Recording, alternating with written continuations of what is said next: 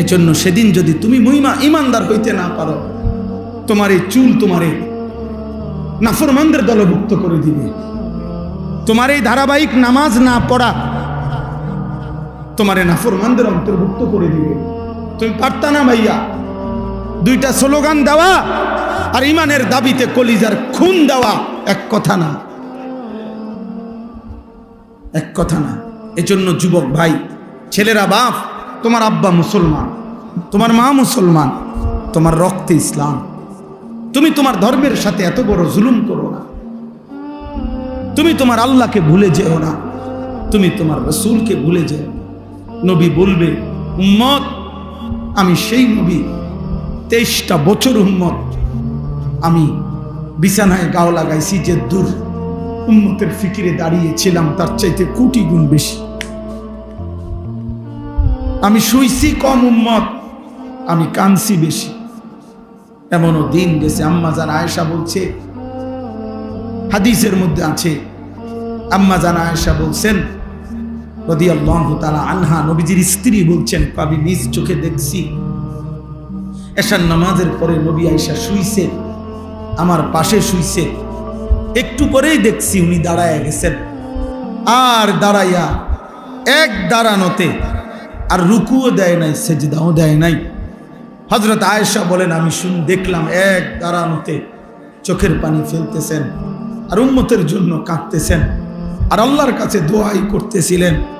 হযরত আয়েশা রাদিয়াল্লাহু তাআলা আনহা বলেন, আমি মনে মনে ভাবলাম যে আজকে আমি ঘুমাবো না, আমি দেখব নবী আমার কতক্ষণ জেগে থাকে। হযরত আয়েশা বলেন, খোদার কসম, বেলালের ফজরের আজানের সময় হইছে, আল্লাহর নবীকে তখনও দেখি ধরাই গেছে। কেমনে ভুলে গেলা জোয়ান? এমন রাসূলকে কি ভোলা যায়? এমন নবীর ভালোবাসা 2টা জিলাপি, এমন নবীর ভালোবাসা 1 প্যাকেট বিরিয়ানি। ইনসাফ এটা?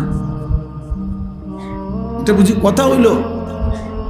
ধাক্কাধাক্কি করে, ঠেলাঠেলি করে, নবীর ভালোবাসায় দলাদলি করে। আরে বেটা ইনসাফ বলো বেটা। রাসূলুল্লাহ সাল্লাল্লাহু আলাইহি সাল্লামের 23 বছরের এই মেহনতের বিনিময়ে তো হযরত আয়েশা রাদিয়াল্লাহু তাআলা আনহা বলেন যে, জগৎবাসী শুনো, আমি দেখছি সারাটা রাত তিনি উম্মতের জন্য কাঁদছেন। হাত্তা তাওয়াররামাত কাদামাহু, 2টা পাও, কদম 2টা পাও, তাওয়াররামাত মানে হলো ফুলে ফুলে গেছে, 2টা পাও ফুলে ফুলে গেছে। এজন্য তালেবে ইলম, আমরা মাদ্রাসার ছাত্র, আমরা নিয়ত করো যে এই পৃথিবীর কেউ আসুক বা না আসুক, আল্লাহর দ্বীনের জন্য আমরা লড়ব ইনশাআল্লাহ। কলিজার এক ফোঁটা থাকতে আমরা ইনশাআল্লাহ কোরআন বিরোধী, সুন্নাহ বিরোধী, ইসলাম বিরোধী কোন কাজ বাংলাদেশে বাস্তবায়ন হতে দেওয়া হবে না ইনশাআল্লাহ। এজন্য নারী সংস্কার কমিশনের এই অন্যায় দাবি বাংলার জমিনে বাস্তবায়ন হবে না ইনশাআল্লাহ। এদেশের কওমি মাদ্রাসার তালেবে ইলম এখনো বেঁচে আছে, হেফাজতে ইসলাম এখনো আছে। এদেশের লক্ষ লক্ষ উলামায়ে কেরাম কলিজার খুন দেবে প্রয়োজনে, কিন্তু আল্লাহর জমিনে, বাংলার জমিনে কোরআন সুন্নাহ বিরোধী নাস্তিকদের দোষর কোনো আইন বাংলাদেশে বাস্তবায়ন হবে না ইনশাআল্লাহ। বাংলাদেশে উলামা বিদ্বেষী যে কেউই সে নিশ্চিত ইনশাআল্লাহ বেইজ্জতি হবেই হবে, হবেই হবে, হবেই হবে, হবেই হবে ইনশাআল্লাহ। এজন্য কিশোরগঞ্জের এক বেয়াদব নেতা নামের এক বেয়াদব, ফজলুর রহমান নামের এক পাগল, এক মাতাল বাংলাদেশে উলামায়ে কেরামকে বিদ্রুপ করছে। এই বেয়াদব ইনশাআল্লাহ প্রকাশ্য জমিনে বাংলাদেশে বেইজ্জতি হবেই হবে ইনশাআল্লাহ। বেইজ্জতি ওই বেয়াদব বাংলাদেশের উলামায়ে কেরামকে প্রচন্ডভাবে বিদ্রুপ করছে। আমরা নারী সংস্কার কমিশন কোরআন সুন্নাহ বিরোধী প্রস্তাব পেশ করছে, আমরা এটার বিরোধিতা করলাম কেন? তার গাও জ্বলছে, সে তসলিমা নাসরিনের লাগা মায়া দেখায়, তার কাছে তসলিমা নাসরিনের প্রতি দরদ, উলামায়ে কেরামের প্রতি বিদ্বেষ। কত বড় নাফরমান! এই জন্য যুবক ভাই, আমার কথা আমি লম্বা করব না, আমি এটা বুঝাইতে চাই যে আল্লাহর নবী সাল্লাল্লাহু আলাইহি ওয়াসাল্লাম অনেক কষ্ট করে 23টা বছর নবী সাল্লাল্লাহু আলাইহি সাল্লাম হাসরের ময়দানে নবীজি উম্মতের আমলনামা দেখবে। ভাইয়া, আমলনামা দেখবে, নবীজি দেখবে। ফাকাইফা ইদা জিনা মিন কুল্লি উম্মাতিন বিশাহিদ ওয়া জিনা বিকা আলা হাউলা'i শাহীদা। এই আয়াতের তাফসীরের মধ্যে আছে সূরা নিসা। নবী সাল্লাল্লাহু আলাইহি ওয়াসাল্লামের সামনেও উম্মতের আমলনামা উন্মোচিত হবে, নবীজি দেখবেন, তোমারও আমারও। তো নবী যখন দেখবেন, আহা, আমার উম্মত সেই উম্মত যার আমলনামার মধ্যে 365 দিনের এক বছরে কোনো দিন ফজরের নামাজ পড়ে নাই। আল্লাহর নবী বলবেন, উম্মত, এটা কি আমলনামা? আমার 23 বছরের চোখের পানি, আমার তায়েফের রক্ত, আমার দান দান শহীদ করা উহুদের রক্ত, আমি ক্ষুধার কষ্টে পেটে 2টা পাথর বাঁধছিলাম, আমি রক্তের উপরে উহুদের প্রান্তরে গড়াগড়ি খাইছিলাম, তাইলে আমার এই রক্ত, চোখের পানি, ক্ষুধার কষ্টের বিনিময়ে এই আমলনামা? দিন রাত নারী, ছবি, মদ, জুয়া, জিনা, ব্যভিচার, সুদ, ঘুষ, হারাম উপার্জন, এর জন্য আমার এত কান্না? বলো ভাই, কি জবাব হবে? বাবারা বলেন, কি জবাব দেবেন? 30 বছর যিনি সুদ খাইতেছেন, আপনি কেমনে দাঁড়াইবেন? 30 বছর ধরে, 60 বছর ধরে যিনি বিড়ি সিগারেট খান, আপনি নবীজির সামনে কেমনে দাঁড়াবেন? 60 বছর বয়সেও যারা রঙিন টেলিভিশনে নাচ গান দেখেন, আপনি কেমনে দাঁড়াবেন? কি বলবেন? এই বলেন না, কি বলবেন বলেন? আজকে 20 বছর 25 বছর ধরে যার স্ত্রী বেপর্দা, আমনে স্বামী, মুসলমান স্বামী, কেমনে আল্লাহর সামনে দাঁড়ায়? যার ছেলেটা 18 বছর 20 বছর, আমনে জীবিত বাপ জীবিত থাকতে, মা জীবিত থাকতে ছেলেটা কোনোদিন ফজরের নামাজ পড়ে না, একটা হাইওয়ান জানোয়ারের মতো ঘুমায় থাকে। আহা, ওই বাপ কি বলবে আল্লাহর সামনে? আলিয়া হযরতের জবানে ছোটবেলায় ছাত্র জীবনে কুমিল্লা চক বাজারে একটা মার্কেটের সামনে মাহফিল হয়েছে, ওইখানে ওনার মুখে এই সূরা কাউসারের ওয়াজ শুনছি ছাত্র জীবন। তো আল্লাহ তাআলা বললেন যে, বন্ধু, আমি আপনাকে হাউজে কাউসার দান করলাম, সেটা শ্রেষ্ঠতম একটা জান্নাতের নহর। নবীজি বলেন, আমার উম্মতকে আমি সেখান থেকে পানি পান করাবো।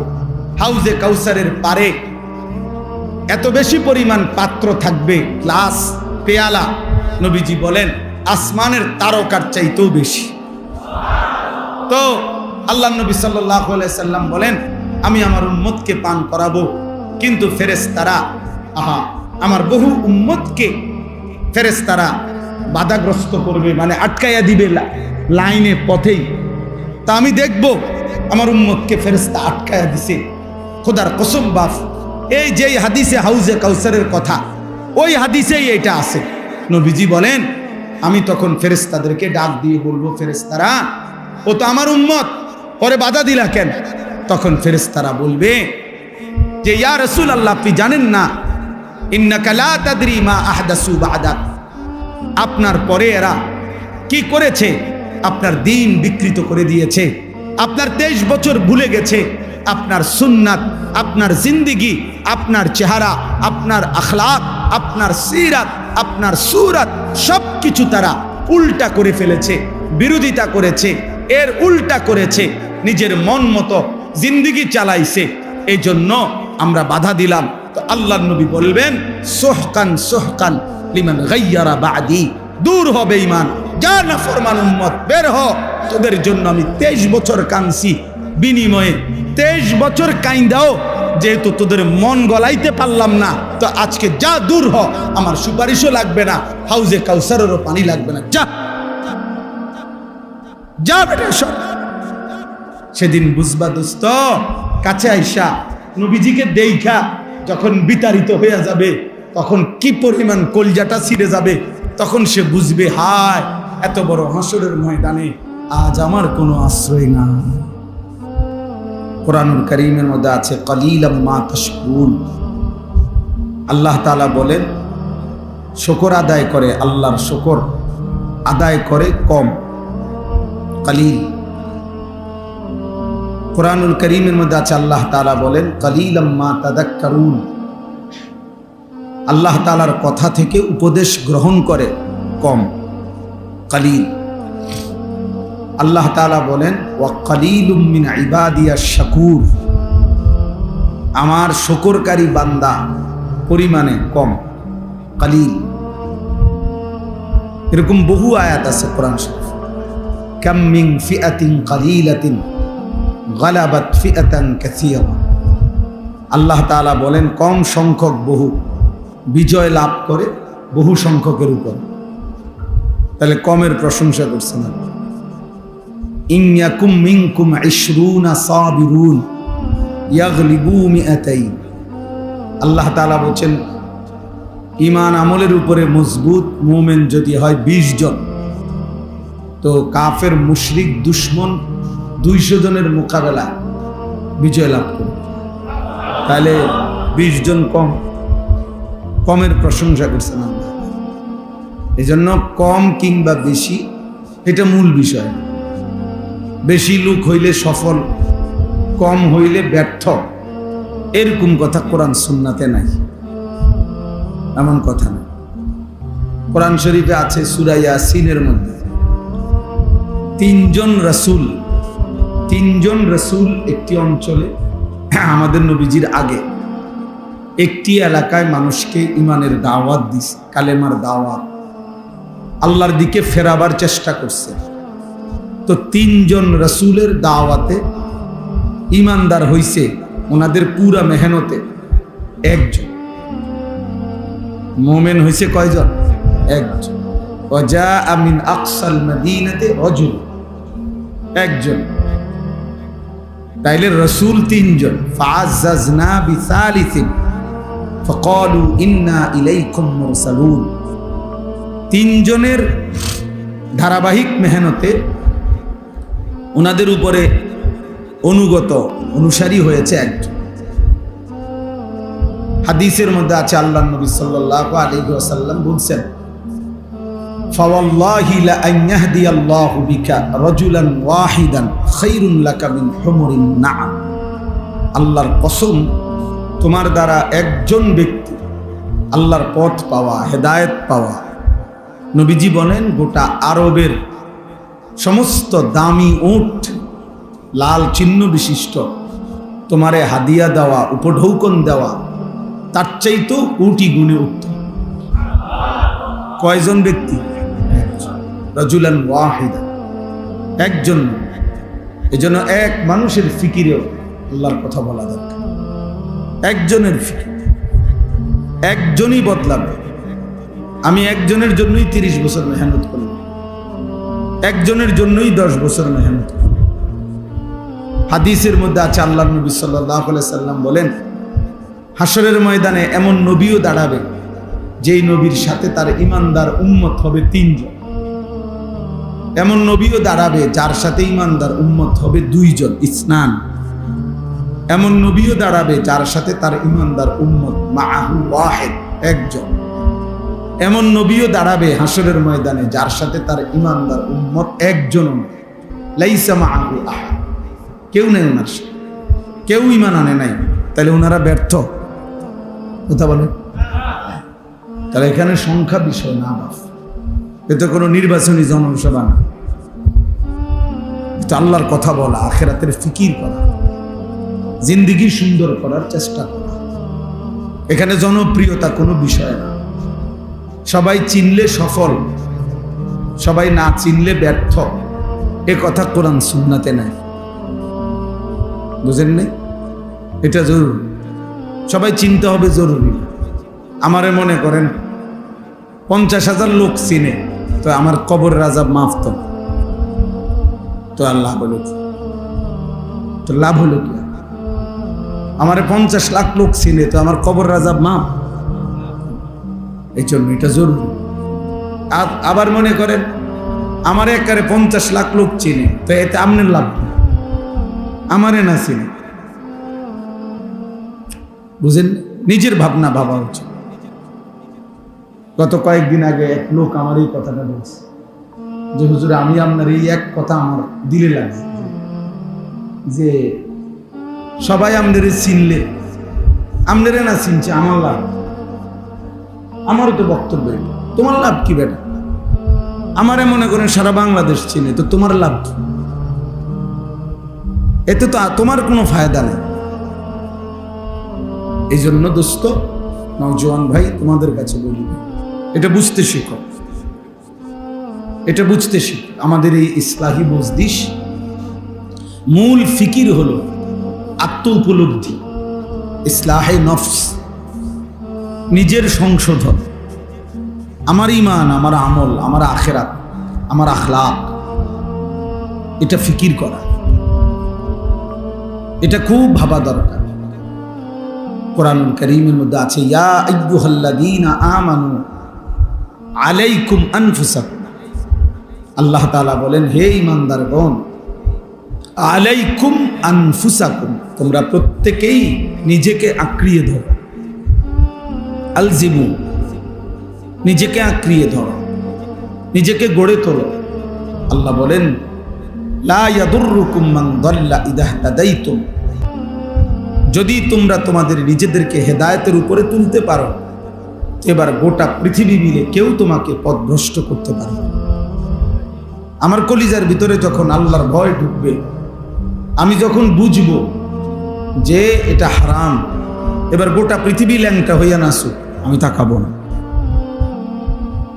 গোটা পৃথিবী হারামের মধ্যে ডুবে থাকুক, আমি থাকব।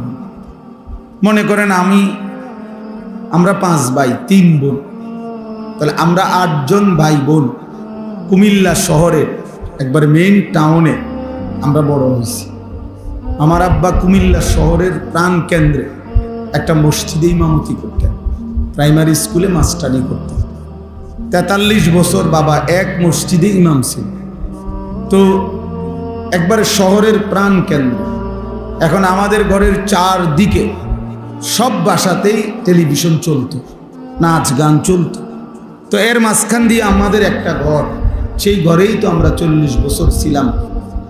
যে আমার আব্বা মাও ছিল, আমরাও ছিলাম, বড় হলাম সব ভাই বোন। আমাদের ঘরে তো 40 বছরে কোনো দিন টেলিভিশন চালাইতে হয় নাই। আমাদের জিন্দেগি চলছে না, আমার বাবার জিন্দেগি চলছে না। তো বাবার সিদ্ধান্ত নিছে যে এই হারাম করা যাবে না। তো এবার গোটা মহল্লাবাসী দিয়েও যদি ব্যাকসেট চালায় তো আমার সমস্যা। আমি তো জানি এটা হারাম। সবাই ঠ্যাঙ্গালগি দিয়ে নাচতে কি, কাপড় খুললে নাচতে কি।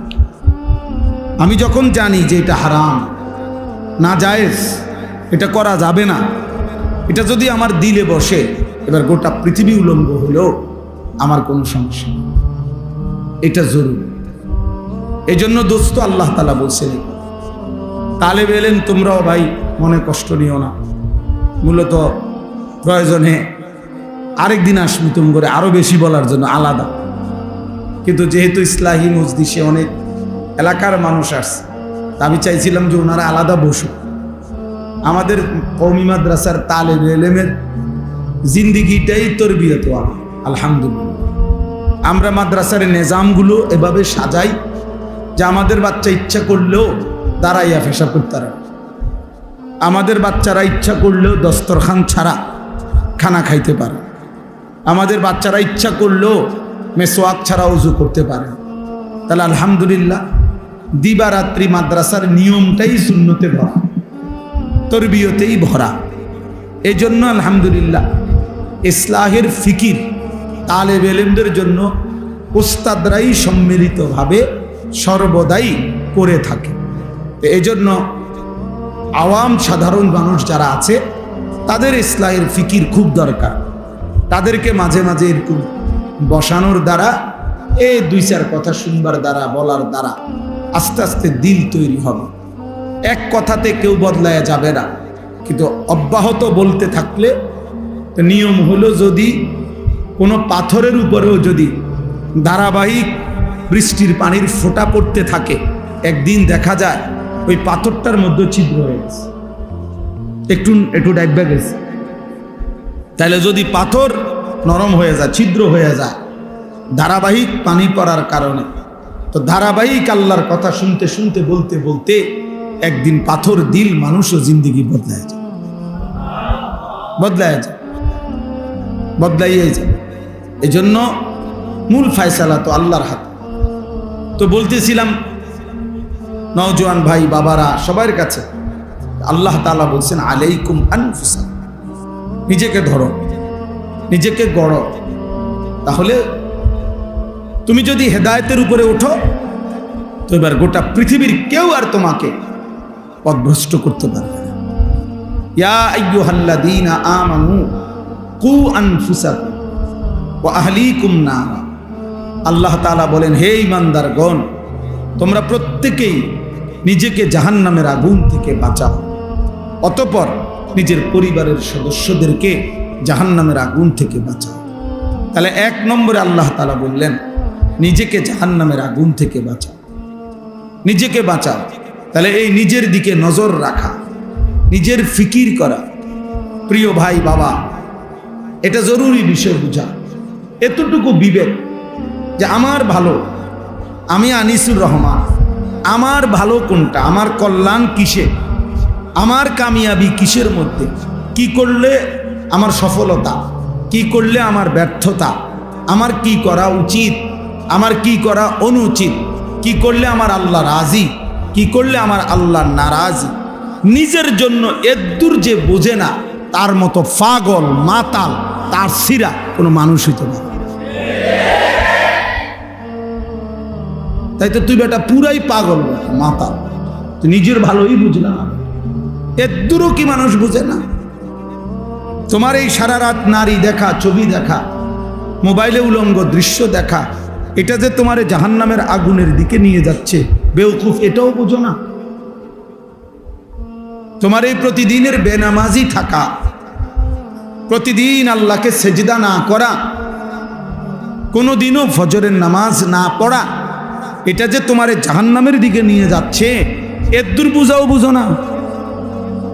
আরে নিজের বুঝটা তো একটা কুত্তাও বোঝে, নিজের বুঝটা তো একটা শুকরও বোঝে, নিজের বুঝটা তো একটা সাপ বিচ্ছুও বোঝে। বেটা একটা কুত্তার দিকেও তো কেউ যদি লাঠি আলগি দেয়, কুকুর দৌড় মারে, কুকুর বোঝে এই লাঠি দিয়ে আমারে বাড়ি দিলে আমার ক্ষতি হবে, এই জন্য সে দৌড় মারে।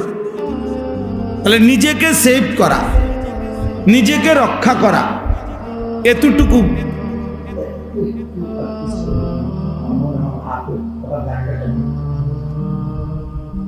জি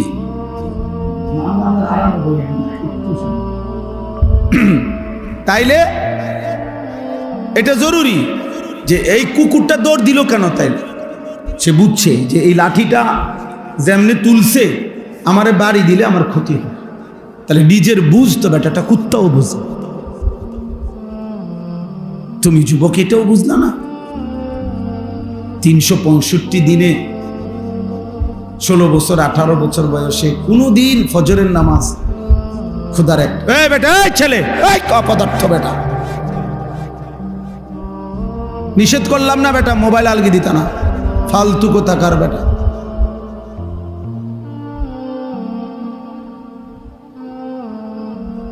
সাবধান, আমি ছেড়ে দই না মানুষ না। আমি বললাম না বিয়ে দরকার হলে আর কোনোদিন বলবো না, কিন্তু একদিন বলছি, একবার বলছি, একবার বুঝ করেই বলবো।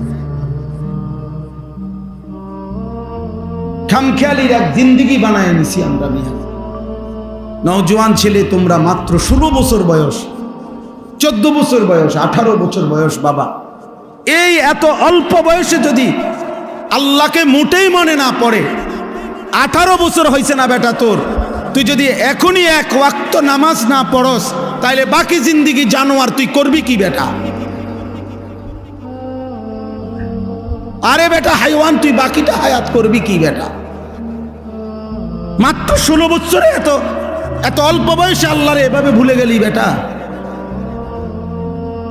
এত কম বয়সে, মাত্র 18 বছর বয়সে এত নারী দেখে ফেললা, এত কম সময়ে এত উলঙ্গ ছবি দেখে ফেললা। হায় হায় জানোয়ার, বাকি জিন্দেগি চালবে কেমনে? হ্যাঁ, যদি বলো জানোয়ার বললেন কেন, জানোয়ার বলতো না কি জুনায়েদ বাগদাদিনী কইত? সেজদাবিহীন হাইওয়ানকে কি বলতো? কথা বলেন না কেন? মনের ইচ্ছা মতো যে চলে, মনের চাহিদা মতো যে চলে, তাকে কোরআন কি বলছে বলে? তাইলে তাকে কোরআন বলছে জানোয়ার, আমি বলবো না কেন?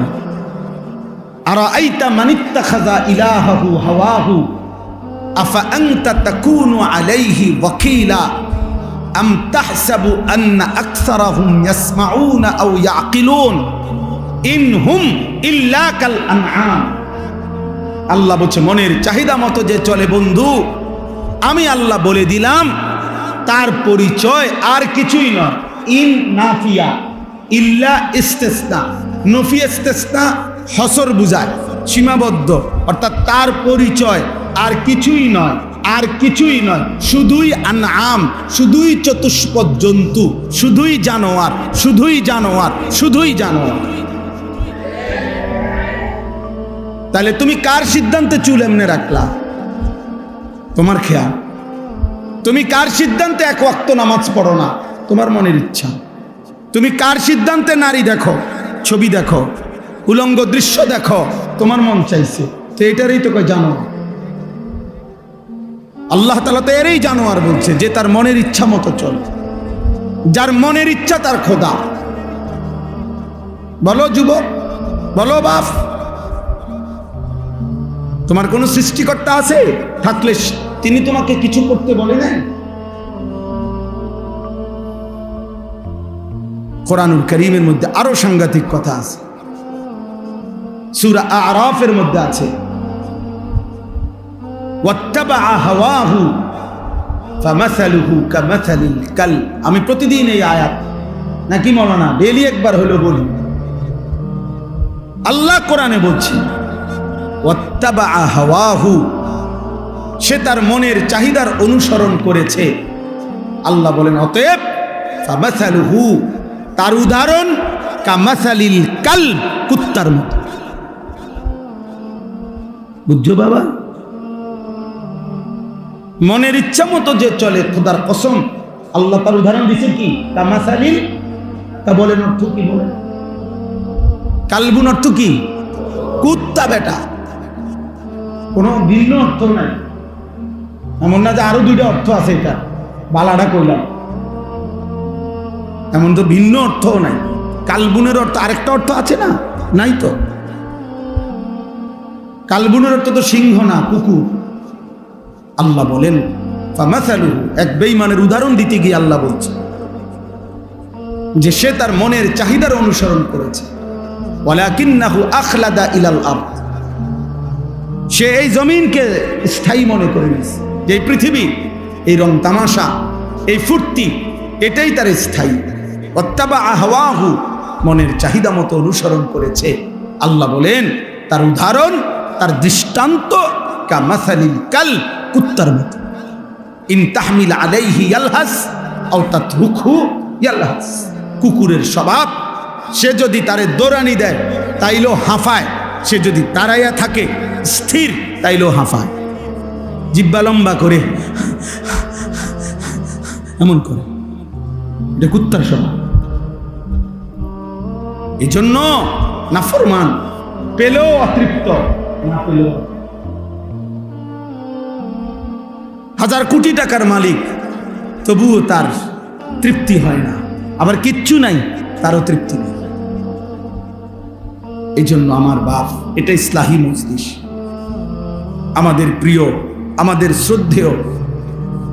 আমি আজকেও মৌলানা সাইফুল্লাহ ভাইয়ের কাছে বলতেছিলাম যে বাস্তবিক অর্থেই একেবারে কোনো রকমের লৌকিকতা ছাড়া, এ কথাই সত্য, ছোটবেলা থেকেই আমরা ছাত্র জীবনে যে মানুষটার ওয়াজ শুনতাম আমরা কুমিল্লা টমসম ব্রিজে নিচে বৈশা কুমিল্লায় বয়ান শুনতাম, কত সময় কতখানে এরকম মাটিতে বৈশা শ্রোতাদের সাথে ছোটবেলা থেকেই যার বয়ান শুনতাম, যিনি কোরআনুল কারীম তিলাওয়াত করলে পুরা মজমা একসাথে আল্লাহু আকবারের ধ্বনি দিয়ে উঠত, আহা, সেই মানুষ এখানে শুয়ে আছে,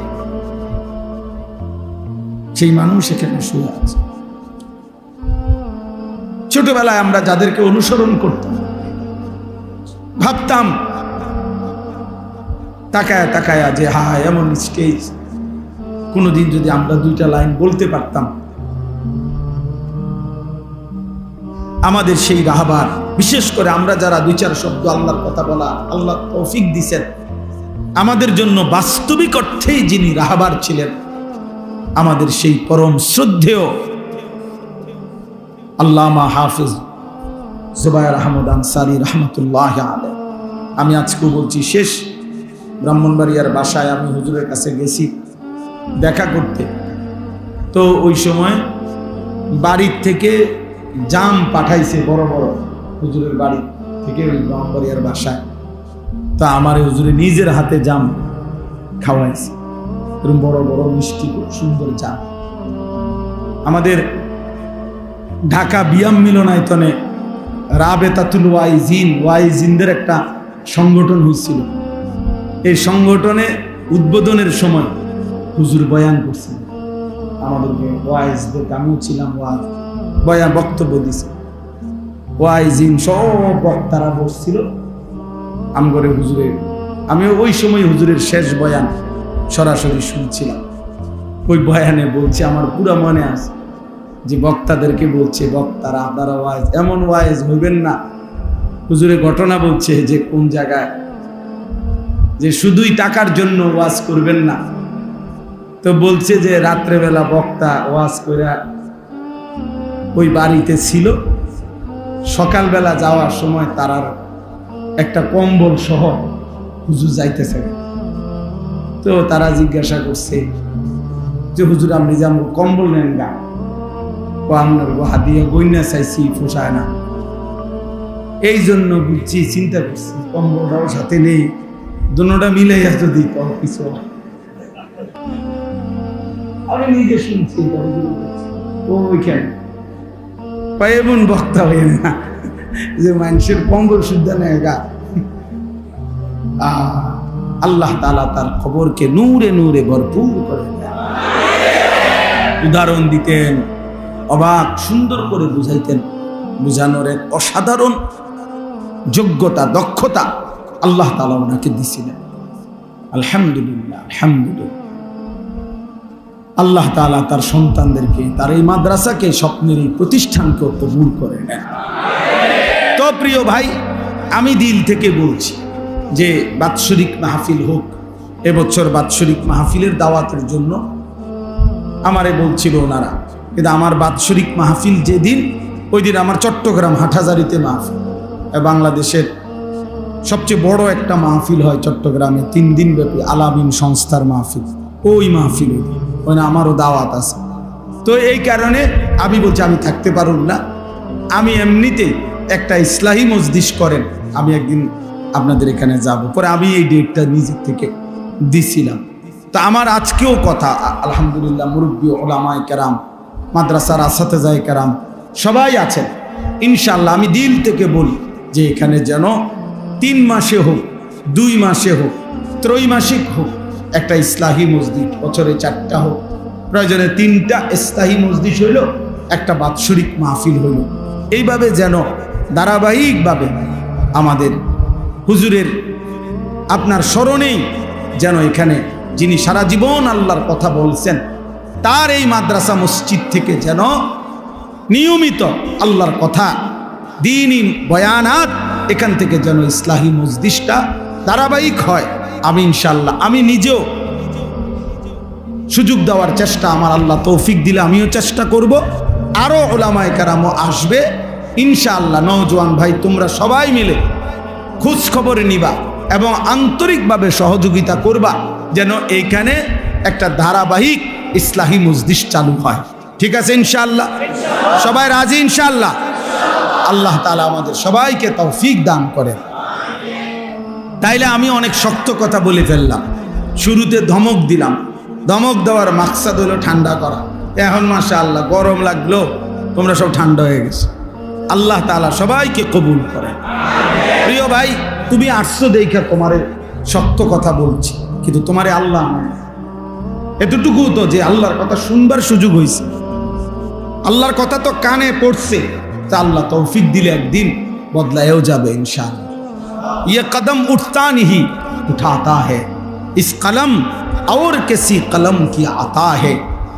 ভারতের একজন বিশ্ববিখ্যাত কবি ছিলেন জিগার মুরাদাবাদী রাহমাতুল্লাহ আলাইহি, হাকিমুল উম্মত মুজাদ্দিদুল মিল্লাত হযরত মাওলানা শাহ আশরাফ আলী থানভী রাহমাতুল্লাহ আলাইহির খাস মুরিদ ছিলেন। উনি কবিতার মধ্যে লিখছিলেন যে এই কদম আল্লাহর পথে নিজে নিজে হাঁটে না, কোনো এক অদৃশ্য মালিক তিনি হাঁটান। তাইলে ये कदम उठता नहीं उठाता है। এবং তিনি বলেন আল্লাহর কথা যেই কলম লেখে, এই কলম নিজে নিজে লেখে না, বরং লৌহে মাহফুজের কলম থেকে কালি নিয়ে এই কলম লিখতে থাকে। ইস কলম और किसी कलम की आता है। ভিন্ন আরেকটা কলমের দান এই কলমের লেখা, এই কলমের। এজন্য আল্লাহ তাআলা আমাদেরকে আসবার তৌফিক দান করেছেন, বলেন আলহামদুলিল্লাহ। আল্লাহ তাআলা এই ইসলাহি মজলিস কবুল করে নেন। তাইলে আমার ভাই, মূল বক্তব্য প্রথম কথা হলো এটা যে এই ইসলাহি মজলিস মানে হলো ইসলাহে নফস, নিজের ফিকির, নিজের সংশোধন, আমার ঈমান, আমার আমল, আমার মুআমালাত, আমার মুআশারাত, আমার আখলাক সংশোধন করতে হয় 5 জিনিসে। কয় জিনিসের সংশোধন? 1, নিজের ঈমান। আমার ঈমান, বিশ্বাস ঠিক করা জরুরি। আমার বিশ্বাসের মধ্যে, আমার ঈমানের মধ্যে যেন কোনো কুফর না আসে, শিরিক না আসে, নেফাক না আসে। ঈমান হবে কুফর মুক্ত, ঈমান হবে শিরিক মুক্ত, ঈমান হবে নেফাক মুক্ত। এটা সংশোধন জরুরি, সংশোধন জরুরি। এক মানুষের জীবনের সবচেয়ে বড় সম্পদ ঈমান।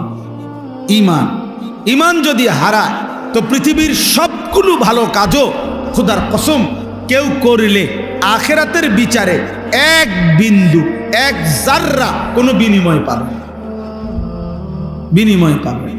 মান আমিলা সালিহান মিন যাকারিন আও উনসা ওয়া হুয়া মুমিন। আল্লাহ তাআলা বলেন, পুরুষ কিংবা নারী যেই নেক আমল করে, তবে শর্ত হইল অহুয়া মুমিন, ঈমান ঠিক অবস্থা, ঈমান অবস্থায়, ঈমান অবস্থায় পুরুষ কিংবা নারী যেই নেক আমল করবে, ফালা নুহইয়ান্নাহু হায়াতান তাইয়্যিবা, আমি আল্লাহ তাকে দুনিয়াতেই একটা উত্তম পবিত্র আরামের জীবন দান করব।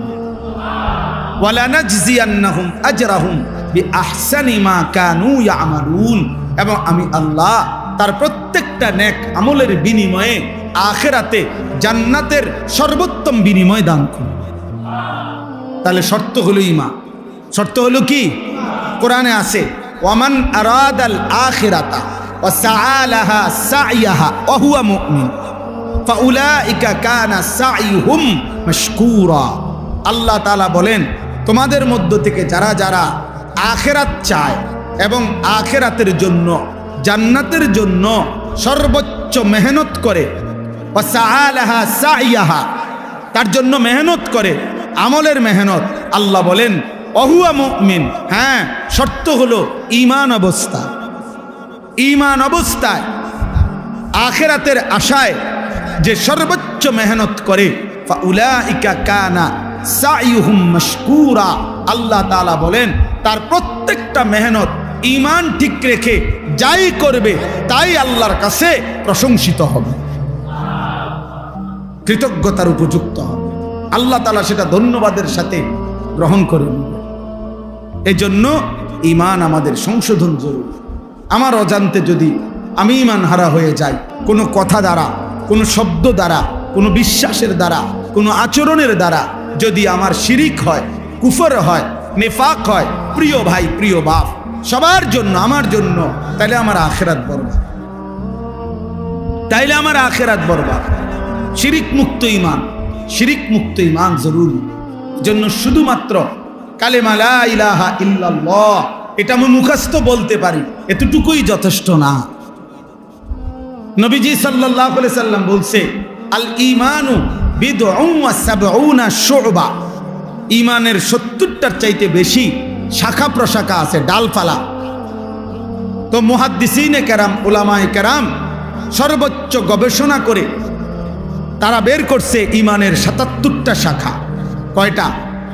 তো ফাআফদালুহা কাউলু লা ইলাহা ইল্লাল্লাহ, ঈমানের সবচেয়ে বড় শাখা লা ইলাহা ইল্লাল্লাহ, এই কালেমাটা বলা। তাহলে এটা তো ঈমানের একটা শাখা বড়, কিন্তু বাকি 76টা, বাকি 76টা কই? তাহলে আমার খবর নেওয়া উচিত। আমার খুলনার হজরত, বাংলাদেশের অন্যতম একজন বুজুর্গ, করাচি হজরত রহমতুল্লাহ আলাইহির খলিফা হজরত মাওলানা মুফতি নুরুল আমিন সাহেব হজরত বলেন যে একজন মানুষের একেবারে বইয়ের মতো কাগজের মধ্যে, লিফলেটের মধ্যে, হ্যান্ডবিলের মধ্যে নিজেরা 77টা ঈমানের শাখা লিখা উচিত এবং একটা একটা করে নিজের জীবনের সাথে মিলাইয়া টিক চিহ্ন দেওয়া উচিত। আছে কোনটা, নাই কোনটা। কি ভাই, উচিত না এটা? আছে কোনটা, নাই কোনটা। তাইলে না আমার ঈমান পূর্ণ হলো। এটা আমারও উচিত, এটা আপনাদেরও উচিত, এটা তালেব ইলমদেরও উচিত, এটা উস্তাদদেরও উচিত, এটা আলেমেরও উচিত, এটা আওয়ামেরও উচিত। ঈমান বুঝাই দিতে হবে আল্লাহকে। হাদিসের মধ্যে আছে সাহাবায়ে কেরাম হযরত জুনদুব ইবনে আব্দুল্লাহ তিনি বলেন, আমরা কিশোর ছিলাম। উনি কিশোর বয়সী সাহাবী, 14-15 বছরের। উনি বলেন, আমরা কয়েকজন কিশোর নবীজির কাছে লম্বা সময় কিছুদিন অবস্থান করলাম। কুন্না মা'আন নবী সাল্লাল্লাহু আলাইহি সাল্লাম ওয়া নাহনু হাযাবিরা। হাযাবিরাতুন শব্দের অর্থ হলো করিবুল বুলুগ, যে বালেগ হওয়ার কাছাকাছি কিশোর, এই বয়সী, মনে করো 13-14 বছর। তো তিনি বলেন, এই বয়সেই আমরা নবীজির কাছে কিছুদিন ছিলাম। থাইকা কি করলাম, কি করছি আমরা? তো আল্লাহর নবী সাল্লাল্লাহু আলাইহি সাল্লামের সাহাবী বলেন জুনদুব, তিনি বলেন ফাতাআল্লামনাল ঈমান, আমরা নবীজির কাছে ঈমান শিখলাম, ঈমান শিখলাম। এজন্য প্রিয় ছেলেরা, বাবা বহুত শুকরিয়া তোমাদেরকে। প্রিয় ভাই, তোমরা যেভাবে আসছো, আল্লাহর ঘরে বসছো, দোস্ত আমার নষ্ট হইও না, আখিরাত বরবাদ করো না। এই সামান্য একটা নারী দেখতে দেখতে এমন সুন্দর জীবন শেষ করবে। নারী এমনি মিলে যায়। তুমি যেটা এই আজকে 27 বছর যেই নারী দেখো, ছবি দেখো, উলঙ্গ দৃশ্য দেখো, নারীর জন্য এত অস্থির, এটা এমনি মিলে যায়। আমরা এমনি বিয়ে করেছি, এ সারাদিন কুত্তার মতো বেডির পিছনে হাঁটানো লাগছে না, আমরা এমনি বিয়ে করে ফেলছি। টাইম হয়েছে তো বাপ মা মেয়ে দেখছে তো বিয়ে হয়ে গেছে। এটা কোনো আশ্চর্য কিছু না। এই পৃথিবীতে একটা সহজ বিষয়। তাই জন্য নারীর জন্য, ছবির জন্য, নর্তকীর জন্য এমন সুন্দর হায়াত কেন নষ্ট করে দিবা বাবা? কেমনে নষ্ট করে দিবা ভাইয়া? আজকে বিশ্বাস করে না, আজকেও আমি ক্যান্টনমেন্টে যুবক, শোনো ভাইয়া, আমার জিন্দিগি ছেলেদেরকে নিয়ে, আমার রাত ছেলেদেরকে নিয়ে, আমার দিন ছেলেদেরকে, এই কিশোর যুবক ছেলে মেয়ে ভালো হবে, সুন্দর হবে, এটা আমার একটা ফিকির আর কি। আজকেও আমি ক্যান্টনমেন্টে, আমি হজ্জে সফরে যাব, আমার বুধবারে ফ্লাইট। তা আমি কেনাকাটার জন্য গেছি। একটা প্রাইভেট কোম্পানিতে চাকরি করে একটা যুবক ছেলে, সে দৌড়াই আমারে দেখে আসছে, আইসাই জড়ায় ধরে কাঁদতেছে। তাই বললাম, কি হয়েছে বাপ কও? কয় হুজুর, আমি রিলেশন করে বিয়ে করছি। রিলেশন মানে প্রেম, প্রেম করে বিয়ে করছি। এখন বিয়ে করলাম আজকে হুজুর 1 বছরের উপরে হয়, কিন্তু আমার বউ কোনোভাবেই আমার মা বাবার সামনেও যাইতে চায় না, তাদেরকে 1 গ্লাস পানিও আগায় দিতে চায় না কোনোভাবে হুজুর। আমি আমার সর্বোচ্চ অনুরোধ করছি, মা বাবার সামনে একটু কথাও বলতে চায় না। কয় যে সে কোনোভাবেই তার এক বক্তব্য যে সে আমার এই গোলামি করতে পারবে না, সে আমার এটারে গোলামি করে, এটা নাকি গোলামি করা। এখন আমি কি করবো হুজুর? আমি কিছুই বুঝতেছি না। রাগ করে একদিন তালাক দিয়ে ফেলছি। এরপরে এখন আবার সে বলতেছে থাকবে, এখন আসে, এখন আমি কোনো সুখ পাইতেছি না, শান্তি পাইতেছি না, কোনো উন্নতি পাইতেছি না। তা আমি বললাম তালাকও দিলা, আবার অহন থাকো, আবার প্রেমও করলা, তোমার মা বাবারও খবর লয় না, এত সদবদ কথাগুলো না। জিন্দিগিটাতে একটা সদরবদর বানাই লাইছ। হ্যাঁ, যে মেয়েকে তালাক দিয়েছ, এবার তার প্রতি যদি তোমার হাজার ভালোবাসাও হয়, যে মেয়েকে তুমি তালাক দিছ, এবার যদি সে রাবেয়া বসরির মতো আচরণও করে, তারপরেও তো সে তোমার জন্য হারাম। হারাম তাইলে এখন তুমি এটা কি ইচ্ছা করো? এখানে কাহিনী বলো কেন বাপ? বগুড়া বাড়ি। তাইলে আমি তখন তাকে বললাম যে ভাইয়া, নাম বলে দিছি যে তুমি অমুকখানে যাইবা, একজন মুফতি সাহেবের কাছ থেকে লিখিত ফতুয়া নিবা এবং খুব দ্রুত গতিতে বিচ্ছিন্ন হবে, নাইলে জীবনটা তোমার আরো ধুকে ধুকে একদিন পথের কাঙ্গাল হইয়া একদিন ভিক্ষার থালা হাতে নিয়ে আনবে। কারণ এত বড় হারাম করো না। এই জন্য ভাইয়া, তোমরা যদি আমার কাছে কেউ শুনতা, আমার জীবনে সব সময় আমার পকেটে ছেলেরা কাগজ দেয়, অনেক সময় অনেকখানি কত কিছু লেখে, আমার খাদেম যারা ওরা কত কিছু বলে। কি পরিমাণ এই হারাম সম্পর্কের কারণে প্রিয় ভাই, প্রথম তো মনে হয় ওই মেয়ে তোমারে ভালোবাসে, ওই মেয়ে তোমার সাথে প্রেম করে, সুন্দর সুন্দর কথা বলে, বিবাহের আগে তারও কোনো কিছু তোমার কাছে ভুল মনে হয় না, সেও তোমার কোনো কিছু ভুল মনে করে না। কিন্তু যেদিন থেকে বিবাহ হয়, সম্পর্ক ভালোবাসার পরে বিবাহ হয়, সেদিন থেকে দুনিয়াটা জাহান্নামের টুকরা হয়ে যায়। এজন্য দোস্ত আমার, কমপক্ষে আখেরাত তো আছেই, নিজের এই দুনিয়ার জীবনটা নষ্ট করো, নামের টুকরা হয়ে যাবে, এটা জাহান্নামের টুকরা। কোন নারীর পিছনে, ছবির পিছনে, কোন জিনা ব্যভিচারের পিছনে, মোবাইলের এই অস্থির ছবির পিছনে আমার প্রিয় সন্তান জিন্দেগি নষ্ট করো না। এমন হায়াত শেষ করে দিও না, এমন সুন্দর রাত আর পাবা না, এমন সুন্দর দিন আর পাইবা না, আর পাইবা না। কিশোর যৌবন এমন একটা সময়, আমার কাছে কিতাব আছে, ওই ইউসুফ ভাই এই কিতাব দিছে, গত কিছুদিন আগেও দিছে, ওইখানে লিশাবাবে ফাকাত, যুবকদের জন্য একটা আরবি কিতাব। তো এখানে লিখছে উনি যে হে যুবক, মনে রেখো, আল্লাহ বলে দিছে যে যুবক হলো বাইনা দুফাইনে, আশ-শাবাবু বাইনা দুফাইন।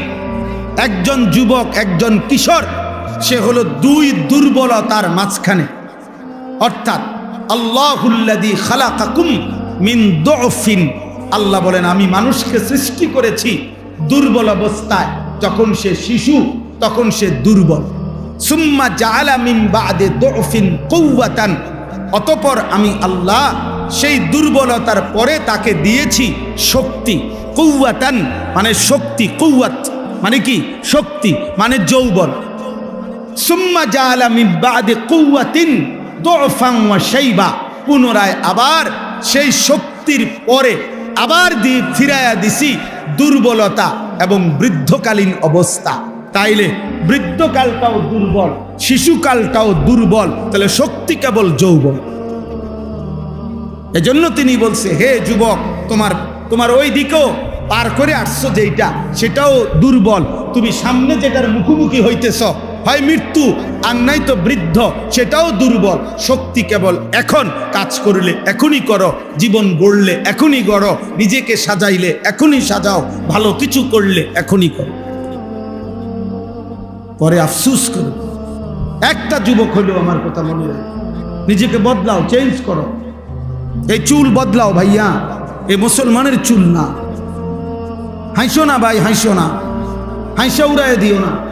তোমার ভিতরে যদি রক্ত থাকে, তোমার ভিতরে যদি কালেমা থাকে, তুমি যদি কোনো মুসলমান মার দুধ খায়া থাইকো, তাহলে ইহুদি ইসরায়েলের ওই কুত্তারা প্রতিদিন তোমার মাকে হত্যা করে, বোনকে হত্যা করে, তোমার এতিম ভাইকে হত্যা করে, এতিম কুলের বাচ্চাকে যারা বোমা মেরে উড়ায় দেয়, ওই কুত্তারা, ওই বেঈমানদের ডিজাইন হলো এই চুলগুলো। আল্লাহর কসম, খোদার কসম, এগুলো সব ইসরায়েলি মডেল, সরাসরি বেঈমানের মডেল, অন্য কোনো দেশেরও না, সরাসরি ইসরায়েলি। কেন? এটা দাজ্জালের মডেল। আল্লাহর নবী বলছে, এখানে মুসলিম শরীফের হাদিস, নবীজি বলছে দাজ্জালের পরিচয় শাবুন, যুবক, কাতাতুন, চুল হবে এলোমেলো। হাদিস, ইন্নাহু শাবুন কাতাতুন আওয়ারুল আইন। নবীজি বলছে দাজ্জাল হবে যুবক, দাজ্জাল হবে এলোমেলো চুলওয়ালা, দাজ্জাল হবে বাম চোখ টেরা। তাইলে আল্লাহ রসুল বলছে দাজ্জালের চুলের ব্যাপারে, নাহলে নবী আলাদা বললেন। আর একেবারে ইহুদিদের সমস্ত কিতাবে আছে, ইহুদি যারা এই ইসরায়েলের, এদের ধর্মীয় বিশ্বাস হলো দাজ্জাল খোদা। তারা, আমরা বলি দাজ্জাল, তারা উনাকেই বলে মসিহে মাউউদ, প্রতিশ্রিত যিনি আসবেন সেই মসিহ, ওরা দাজ্জালকে বলে। ওরা মনে করে উনি খোদা। এই জন্য মসজিদে আকসার এখানে উনি আসবে, মানে এই দাজ্জাল, সে এখানে বসবে, এখান থেকে ইহুদিদেরকে সাথে নিয়ে সারা পৃথিবীতে মুসলমানদেরকে হত্যা করে ইহুদি রাজত্ব কায়েম করবে। বিশ্বাস করো প্রিয় ভাই, এটা তাদের ঈমান, এটা তাদের বিশ্বাস, এটা তাদের আকীদা। এই জন্য তারা মসজিদে আকসার সীমানা ছাড়তে দেয় না। এই জন্য তারা এই জায়গাটা এইভাবে মাটি কামড়াইয়া, আজকে কয়দিন যুদ্ধ চলে জানো? ৭৭ বছর। এই ছেলে শুনছো? ৭৭ বছর। 1948 সালে প্রথম এই ইসরায়েলের এই বেঈমানদের সাথে ফিলিস্তিনের মুসলমানের যুদ্ধ শুরু হয়েছে। 48 ইংরেজিতে, আজকে 2025, ৭৭ বছর গুণা। ৭৭ বছরেও তাদেরও ব্যাপক ক্ষয়ক্ষতি হয়েছে। এমনি মিডিয়াতে আসতে দেয় না আর কি, তারা এগুলো প্রচার করে না। তাদেরও ব্যাপক ক্ষয়ক্ষতি হয়েছে, কিন্তু তারা এই জায়গাটা ছাড়ে না। কেন ছাড়ে না? মসজিদে আকসার সীমানাটা ছাড়ে না তারা, গাজার সীমানা ছাড়তে চাচ্ছে না, ইসরায়েলের এই জমিন ছাড়ে না। কেন? কারণ তাদের বিশ্বাস আর কিছুদিন, আর কিছুদিন, আর কিছুদিন দাজ্জাল আসবে, সে বসবে এখানে, তাকে সাথে নিয়ে তারা সারা পৃথিবীতে ইহুদি রাজত্ব কায়েম করবে।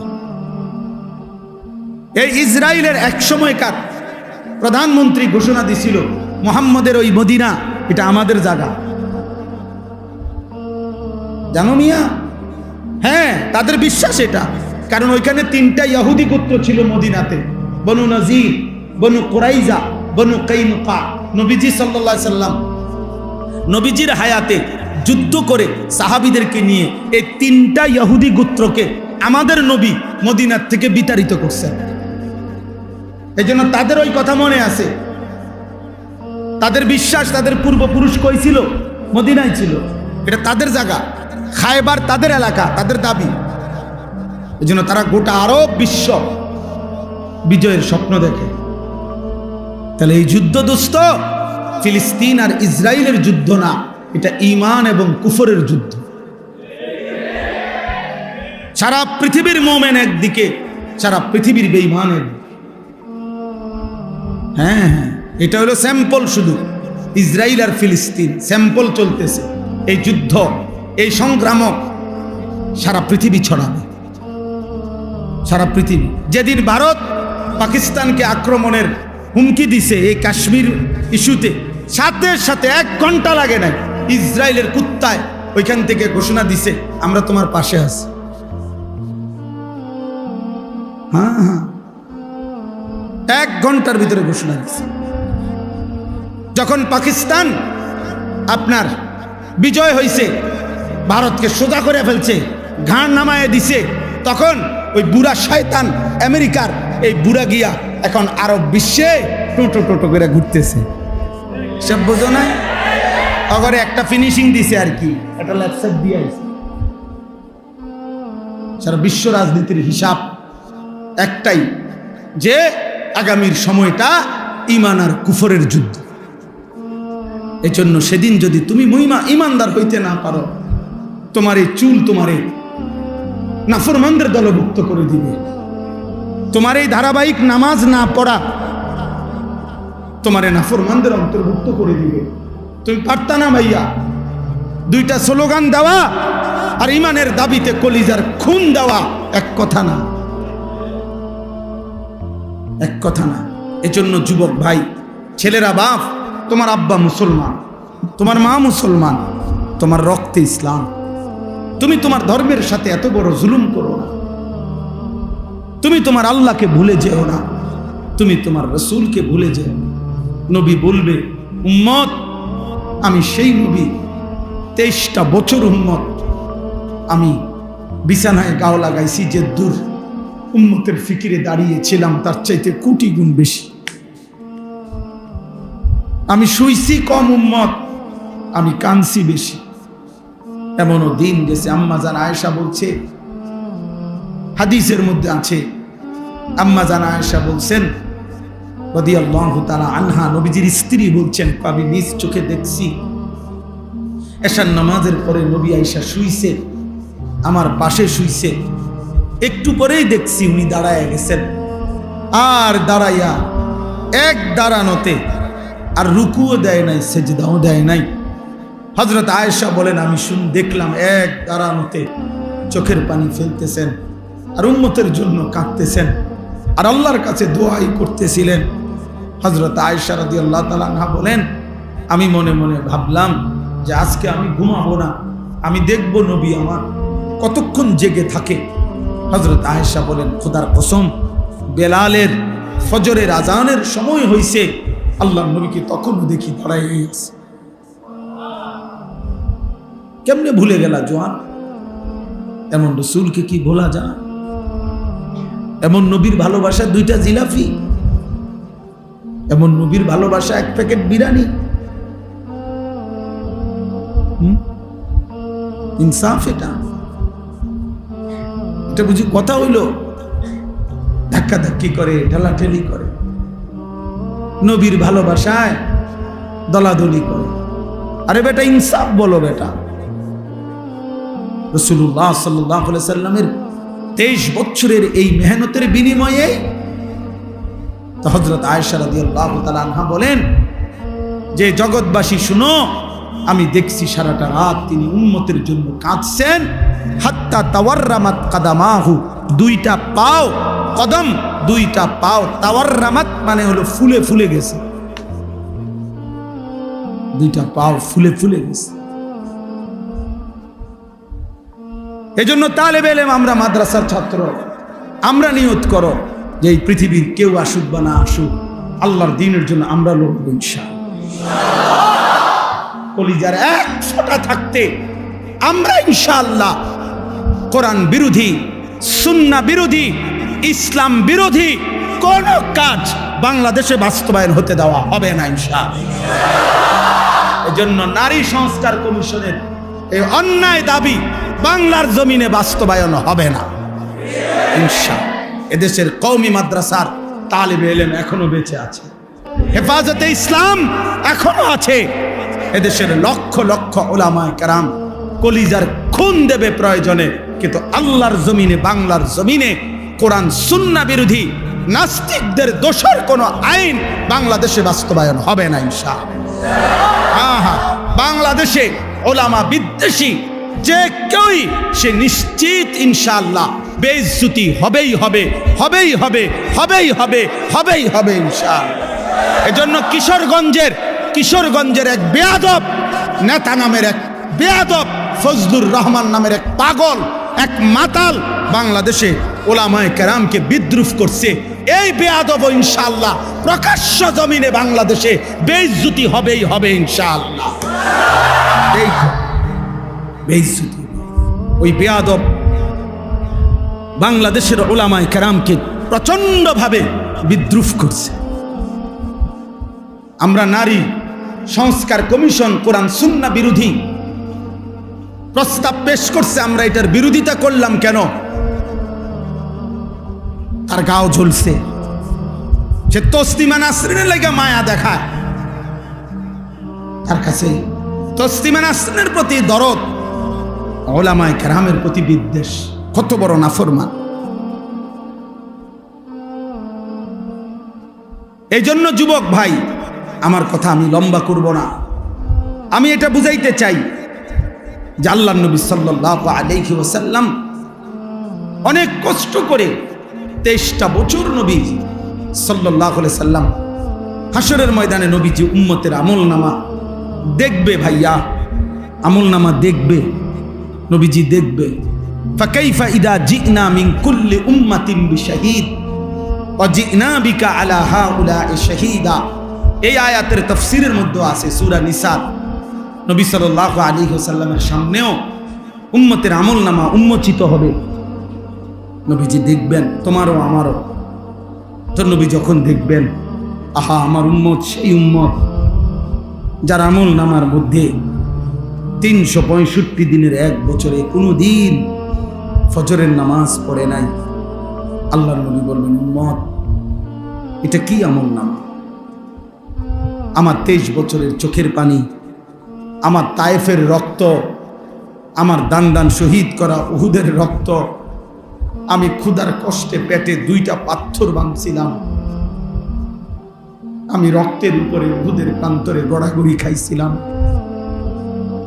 তাইলে আমার এই রক্ত, চোখের পানি, ক্ষুধার কষ্টের বিনিময়ে এই আমলনামা? দিন রাত নারী, ছবি, মদ, জুয়া, জিনা, ব্যভিচার, সুদ, ঘুষ, হারাম উপার্জন, এর জন্য আমার এত কান্না? বলো ভাই, কি জবাব হবে?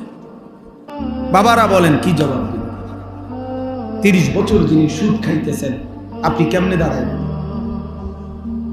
30 বছর ধরে, 60 বছর ধরে যিনি বিড়ি সিগারেট খান, আপনি নবীজির সামনে কেমনে দাঁড়াবেন? 60 বছর বয়সেও যারা রঙিন টেলিভিশনে নাচ গান দেখেন, আপনি কেমনে দাঁড়াবেন? কি বলবেন? এই বলেন না, কি বলবেন বলেন?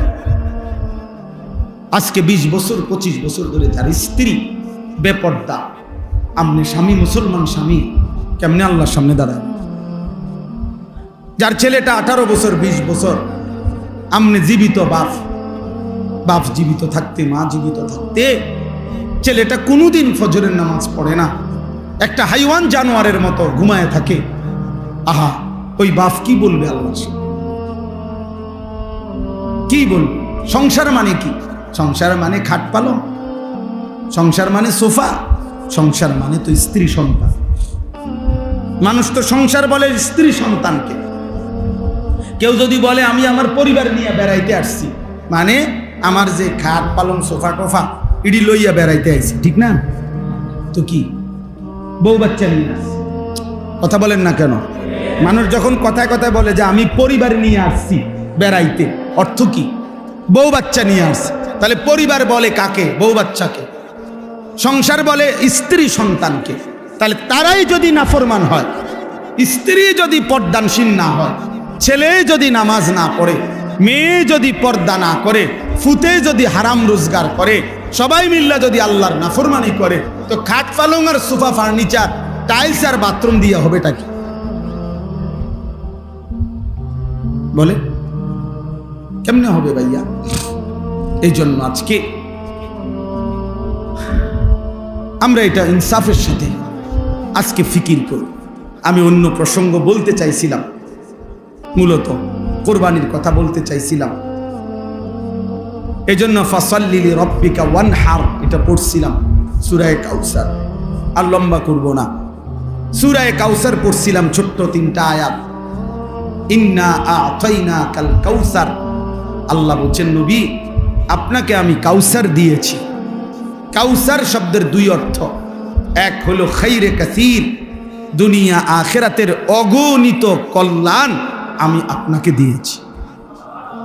এজন্য ভাইয়া আমরা সেই নবীর উম্মত যে নবীকে আল্লাহ দুনিয়াতেও শ্রেষ্ঠ কল্যাণ দিয়েছে, যাকে আল্লাহ আখিরাতেও শ্রেষ্ঠ কল্যাণ দিয়েছে। এমন রাসূল, এত বড় নবী, এত বড় শ্রেষ্ঠতম মায়ার নবী পেয়ে কেউ যদি পথভ্রষ্ট হয়, আহা আফসোস ভাইয়া, আফসোস। ছেলেরা ফিরে আসো, বাপ বাবারা ফিরে আসেন। নওজোয়ান ছেলে তোমরা যারা নামাজ পড়ো না বাপ, নামাজ পড়ো। আগামীর পৃথিবীতে মাহাদির পক্ষে যদি যুদ্ধ করতে হয়, দাজ্জালের বিরুদ্ধে যদি লড়তে হয়, সেজদা লাগবে। সেজদা কি লাগবে? হাদিসে আছে ঈসা আলাইহিস সালাম আসরের নামাজের সময় নেমে আসবে জমিনে, আর ফজরের নামাজ পড়ে ইমাম মাহাদির বাহিনী নিয়ে ফজর পড়ে মাহাদি এবং ঈসা ফজরের মুসল্লি, ফজরের মোমেনদেরকে সাথে নিয়ে দাজ্জালের বিরুদ্ধে চূড়ান্ত শেষ লড়াই নামবে, শুরু করবে, এবং ওই আক্রমণেই ঈসা আলাইহিস সালামের হাতে দাজ্জাল নিহত হবে। এজন্য ফজরের মুসল্লি যারা ঈসা এবং মাহাদির সঙ্গীতা, ফজরের মুসল্লি যারা দাজ্জালের বিরুদ্ধে লড়বে, তার তাহলে 7:30 8টা বাজে 9টা বাজে উঠা নাফরমান তুমি কোন দিকে যাইবা? বুঝো নাই বাবা? তুমি তো ফজরের নামাজ পড়ো নাই, তো তুমি তো ফজরের মুসল্লিও দেখো নাই, তুমি তো ঈসারও দেখো নাই, তুমি তো মাহাদিকেও দেখো নাই, তো তুমি 9টা বাজে উঠা কি পাই? 8:30 বাজে উঠতে হ্যাঁ কি করবো? মোমেনের বাহিনী তো চলে গেছে যুদ্ধে, নাফরমান তখন পড়ে আছে। এই জন্য ভাইয়া ফজরের নামাজ, ফজরের নামাজ বিজয়ের নামাজ। কোন নামাজ? ফজরের ওয়াক্ত বিজয়ের ওয়াক্ত। হ্যাঁ হ্যাঁ, এই আগের কথা শুনেন, এই যে 10ই মে, এই মাসের 10 তারিখ শনিবার ফজরের নামাজ পড়ে সারা পৃথিবীর চ্যানেলে আসছে, এটা সব খবরে আসছে। ফজরের নামাজের সালাম ফিরাইয়াই নারায়ে তাকবীর আল্লাহু আকবারের স্লোগান দিয়ে পাকিস্তানের মধ্যে মুজাহিদ সেনাবাহিনী এই ইন্ডিয়ার বেঈমানদের উপরে শেষ এই চূড়ান্ত হামলাটা করছে ফজরের নামাজের পরপর। হ্যাঁ, আমি নিজে দেখছি নামাজ ফজরের এই দিনটার শেষ ঘটনা। ঠিক 3 ঘন্টা লাগে নাই, বললাম না আমেরিকার বুড়া আব্বা, হ্যাঁ আমেরিকার বুড়া মিয়া ইন্ডিয়ায় ফোন দিছে, থাইমালাও ছাড়তা না, উড়াইয়া লাইব উড়াইয়া। হ্যাঁ, দোনো বুড়া ঠান্ডা হয়ে গেছে। মোদি বেইজ্জতি হয়েছে, ইনশাআল্লাহ নেতানিয়াহুও বেইজ্জতি হবে ইনশাআল্লাহ। ইমানের বিজয় হবেই হবে ইনশাআল্লাহ, জিতবেই ফিলিস্তিন ইনশাআল্লাহ, হারবেই ইসরায়েল, হারবেই ইসরায়েল। এজন্য এটা জরুরি। আল্লাহ তাআলা বলছেন, বন্ধু ইন্না আ'তাইনাকাল কাউসার, দুনিয়ার অসংখ্য কল্যাণ আর শ্রেষ্ঠত্ব আমি দিয়েছি আপনাকে, আখিরাতের কল্যাণ দিয়েছি। হাউজে কাউসার এরপরে দ্বিতীয় অর্থ হইল হাউজে কাউসার মানে জান্নাতের একটি নহর, যেটা হাসরের মাঠে আল্লাহ তাআলা আমাদের নবীর জন্য আলিয়া হযরতের জবানে ছোটবেলায় ছাত্র জীবনে কুমিল্লা চক বাজারে একটা মার্কেটের সামনে মাহফিল হয়েছে, ওইখানে ওনার মুখে এই সূরা কাউসারের ওয়াজ শুনছি ছাত্র জীবন। তো আল্লাহ তাআলা বললেন যে বন্ধু আমি আপনাকে হাউজে কাউসার দান করলাম, সেটা শ্রেষ্ঠতম একটা জান্নাতের নহর। নবীজি বলেন আমার উম্মতকে আমি সেখান থেকে পানি পান করাবো। হাউজে কাউসারের পারে এত বেশি পরিমাণ পাত্র থাকবে, গ্লাস পেয়ালা, নবীজি বলেন আসমানের তারকার চাইতেও বেশি। তো আল্লাহ নবী সাল্লাল্লাহু আলাইহি সাল্লাম বলেন আমি আমার উম্মতকে পান করাবো, কিন্তু ফেরেশতারা আমার বহু উম্মতকে ফেরেশতারা বাধাগ্রস্ত করবে, মানে আটকাইয়া দিবে লাইনে পথেই। তা আমি দেখব আমার উম্মতকে ফেরেশতা আটকাইয়া দিছে। খোদার কসম বাপ, এই যেই হাদিসে হাউজে কাউসারের কথা, ওই হাদিসেই এটা আছে। নবীজি বলেন আমি তখন ফেরেশতাদেরকে ডাক দিয়ে বলবো, ফেরেশতারা ও তো আমার উম্মত, পরে বাধা দিলা কেন? তখন ফেরেশতারা বলবে যে ইয়া রাসূলুল্লাহ আপনি জানেন না, ইন্নাকা লা তাদরি মা আহদাসু বা'দাক, আপনার পরে এরা কি করেছে, আপনার দিন বিকৃত করে দিয়েছে, আপনার 23 বছর ভুলে গেছে, আপনার সুন্নাত, আপনার জিন্দিগি, আপনার চেহারা, আপনার আখলাক, আপনার সিরাত, আপনার সুরাত সব কিছু তারা উল্টা করে ফেলেছে, বিরোধিতা করেছে, এর উল্টা করেছে, নিজের মন মতো জিন্দিগি চালাইছে। এই জন্য আমরা বাধা দিলাম। তো আল্লাহর নবী বলবেন, সোহকান সোহকান লিমান গায়্যারা বাদি, দূর হবে ঈমান, যা নাফরমান উম্মত বের হ, তোদের জন্য আমি 23 বছর কাঁদছি, বিনিময়ে 23 বছর কাইন্দাও যেহেতু তোদের মন গলাইতে পারলাম না, তো আজকে যা দূর হ, আমার সুপারিশও লাগবে না, হাউজে কাউসারেরও পানি লাগবে না, যা যা বেটা সর। সেদিন বুঝবা দোস্ত, কাছে আইসা নবীজিকে দেইখা যখন বিতাড়িত হয়ে যাবে, তখন কি পরিমাণ কলজাটা ছিঁড়ে যাবে, তখন সে বুঝবে, হায় এত বড় হাসরের ময়দানে আজ আমার কোনো আশ্রয় না। ফামালিজ জালিমিনা মিন আনসার। রব্বুল আলামিন বলেন, সেদিন জালেম আর কোনো সাহায্যকারী পাবে না। فإذا نفخ في الصور فلا أنساب بينهم يومئذ ولا يتساءلون। রব্বুল আলামিন বলেন, ইসরাফিল যখন ফু দিবে, হাসরের মাঠ যখন কায়েম হবে, কোটি কোটি মানুষ যখন দাঁড়াবে, সেদিন কেউ কাউকে বংশের পরিচয় দিবে না। ফালা আনসাবা, নসব মানে বংশ, আত্মীয়তার সম্পর্কের কোনো পরিচয় দিবে না। ওয়ালা ইয়াতাসাআলুন,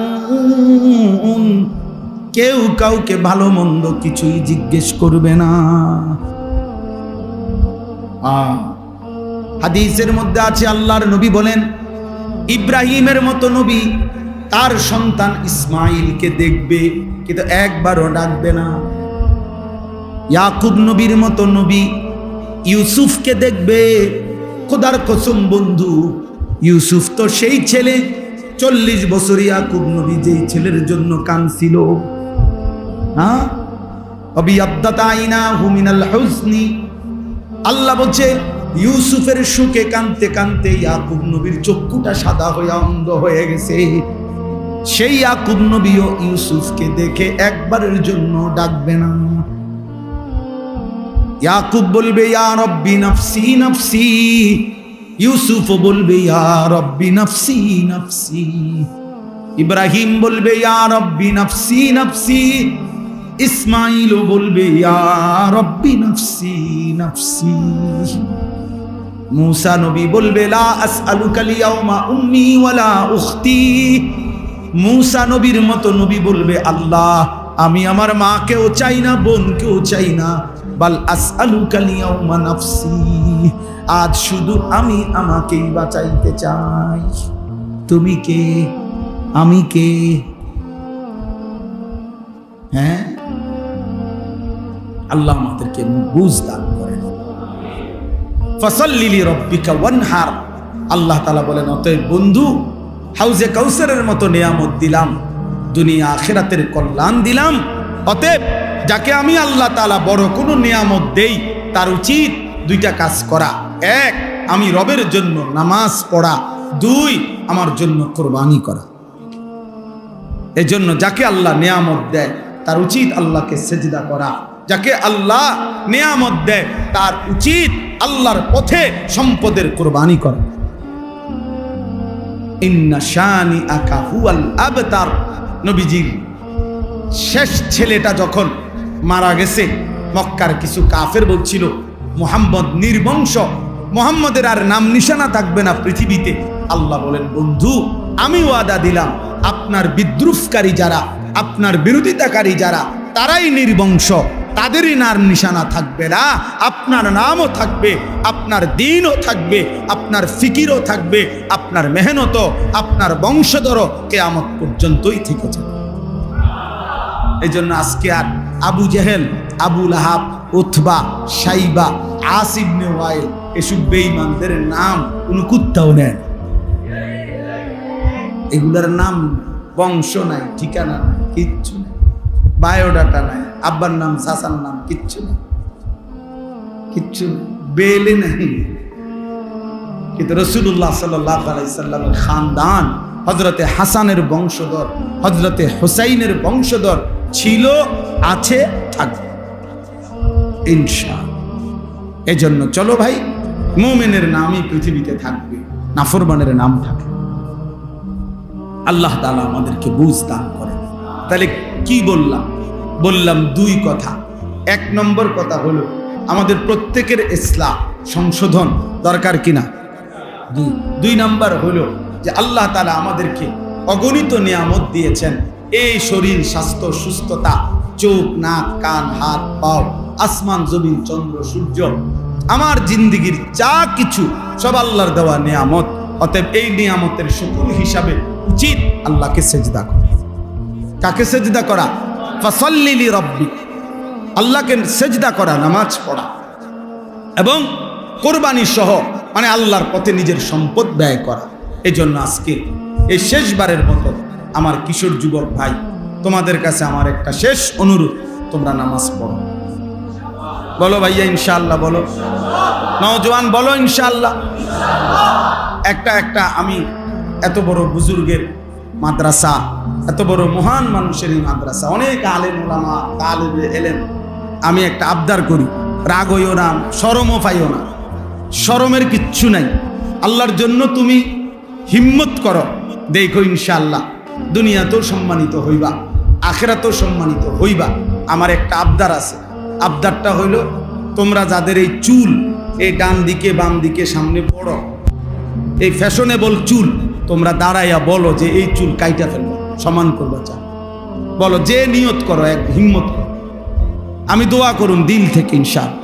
এত তালেবে ইলম দোয়া করবে, ওলামায়ে কেরাম, তোমরা লজ্জার কিচ্ছু নাই, তুমি ঠকবা না ইনশাআল্লাহ, তুমি জিতবা। আমি বললাম তুমি জিতবা, দাঁড়াও, হিম্মত করো না। যাদের চুল না দাঁড়াও, দাঁড়াইতে হবে, দাঁড়াও বাবা, মাশাআল্লাহ, শর্মায়ও না, হিম্মত করো, হিম্মত করো যুবক, নিয়ত, পাক্কা নিয়ত করে দাঁড়াও, ধোকা দিও না। আমি কোনো তোমার লেগে ভোটে দাঁড়াইছি না, কাজেই আমি তোমার আখিরাতের আশায় বলছি, পাক্কা নিয়ত ইনশাআল্লাহ। নিয়ত ঠিক আছে তো ইনশাআল্লাহ? কি করবা ভাইয়া কও? চুল সোজা করবো, সোজা, বলো কি করবা? আল্লাহ তোমাকে তৌফিক দান করে। হুজুর আপনারা এদের জন্য দোয়া করবে, তালেবে ইলম তোমরা বলো তাদের জন্য দোয়া করবা কিনা?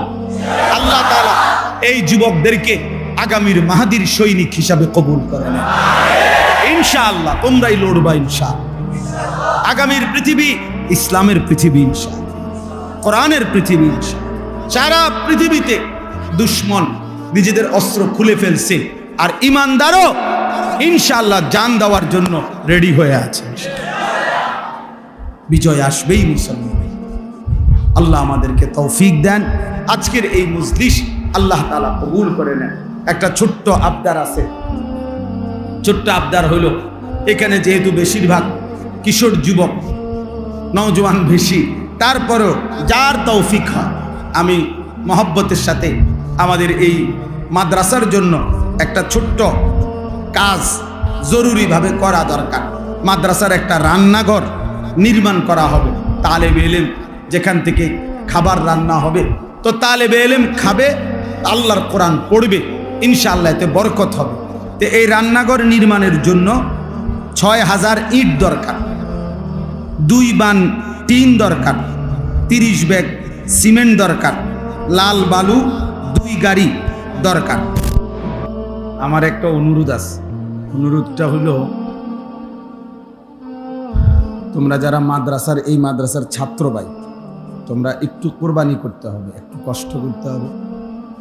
কষ্টটা হলো এই 4 খুঁটির মাঝের যে জায়গাটা, এটা মাদ্রাসার ছাত্ররা ছেড়ে দাও, এই ডানে বামে গিয়ে বসো। এলাকার আশপাশের ছেলে, বয়স্ক, মেহমান যতজন আছে সবাইকে মাঝে বসতে দাও।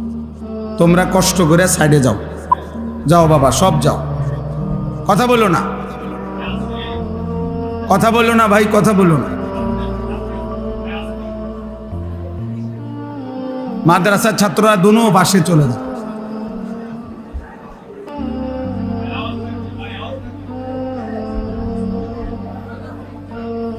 মানে এই বরাবর যাতে একজনও না বসে, একজন হুজুর দাঁড়াইতে পান। সাইফুল্লাহ ভাই একজন উস্তাদ, নওজোয়ান একজন উস্তাদকে বলেন,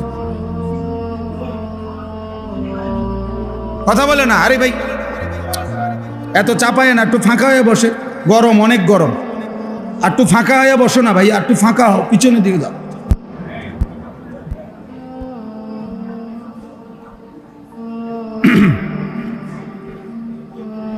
আলহামদুলিল্লাহ আলহামদুলিল্লাহ নাহমাদুহু ওয়া নাস্তাঈনুহু ওয়া নাস্তাগফিরুহু ওয়া নু'মিনু বিহি ওয়া নাতাওয়াক্কালু আলাইহি ওয়া নাউযু বিল্লাহি মিন শুরুরি আনফুসিনা ওয়া মিন সাইয়্যিআতি আ'মালিনা من يهده الله فلا مضل له ومن يضلله فلا هادي له ونشهد أن لا إله إلا الله وحده لا شريك له ونشهد أن سيدنا وحبيبنا ومولانا محمدا عبده ورسوله أما بعد فأعوذ بالله من الشيطان الرجيم بسم الله الرحمن الرحيم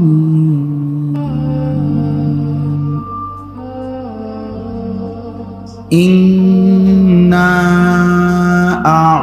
أعطيناك الكوثر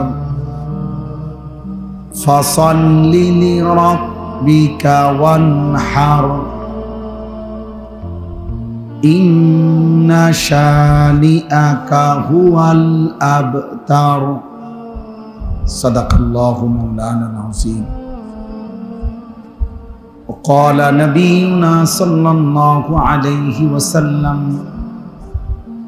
بعثت لأتمم مكارم الأخلاق اللهم صل على محمد وعلى آل محمد كما صليت على إبراهيم وعلى آل إبراهيم إنك حميد مجيد اللهم بارك على محمد وعلى آل محمد كما باركت على إبراهيم وعلى آل إبراهيم إنك حميد مجيد سبحانك لا علم لنا إلا ما علمتنا إنك أنت العليم الحكيم الحمد لله আল্লাহ পাক রব্বুল ইজ্জত জুল জালাল ওয়াল ইকরামের ফজল কারাম, রব্বুল আলামিনের অপরিসীম ইহসান, মেহেরবানি, দয়া, আল্লাহ তাআলা আমাদেরকে আজ 24 মে 2025 রোজ শনিবার ঐতিহ্যবাহী দ্বীনি মার্কাজ জামিয়া রহমানিয়া বেরতলা মাদ্রাসার আজকের এই দুইটা কথা। এক নম্বর হলো, এই যতজনের হাতে মোবাইল, বড় মোবাইল, এগুলা সব বন্ধ করতে হবে ভাই, এগুলা নামাও, সব নামাও। আর একজন ছেলেও মোবাইল হাতে ধরে কোনো ভিডিও বা রেকর্ড করবা না। আমি পরিষ্কার নিষেধ করলাম, পছন্দ না হলে বাইরে হয়ে যাও, আর নাই তো আমি বের করে দেব। এজন্য দয়া করে তোমার ভালো না লাগলে কথাটা তুমি চলে যাও। এটা এখানে কোনো ব্যাপক জনসমর্থনের কিচ্ছু নেই, আমি কোনো ভোটে দাঁড়াইছি না বা এটা কোনো নির্বাচনী প্রচারণায় আসি নাই যে মনে হোক জনগণ হইলে হয়েছে। এটা ইসলাহি মজলিস। 2 নম্বর কথা হইলো ভাই, তোমরা যারা দাঁড়ায় আছো তোমরা বসো, আর নাই তো যাও গা, বাইরে গিয়া রোদ পাও। মাশাআল্লাহ, অসুবিধা নাই, সবাই শুনতে হবে, জরুরি না।